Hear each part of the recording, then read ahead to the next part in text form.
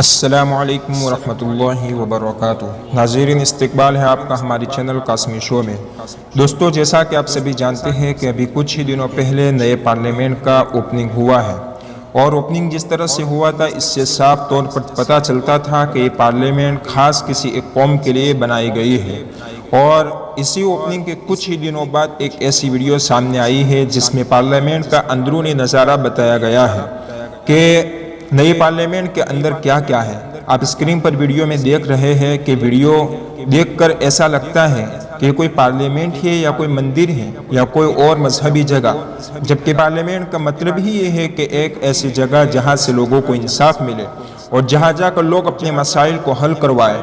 लेकिन अफसोस की बात यह है कि आजकल हमारे प्यारे मुल्क भारत में इंसाफ खाने ही कातिल खाने बन चुके हैं। दोस्तों, आप पूरा वीडियो देखें और अंदाज़ा लगाएं कि क्या ये कोई पार्लियामेंट है। और इस वीडियो के बारे में आपकी क्या राय है हमें कमेंट्स बॉक्स में ज़रूर बताएं। और अगर आप हमारे चैनल पर नए हैं और चैनल को अभी तक सब्सक्राइब नहीं किया तो चैनल को लाजमी सब्सक्राइब कर लें ताकि हमारी हर वीडियोज़ आप तक पहुँच सके। और वीडियो को लाइक करें और ज़्यादा से ज़्यादा शेयर करें। जी हाँ, वीडियो मुलाहजा फरमाएँ।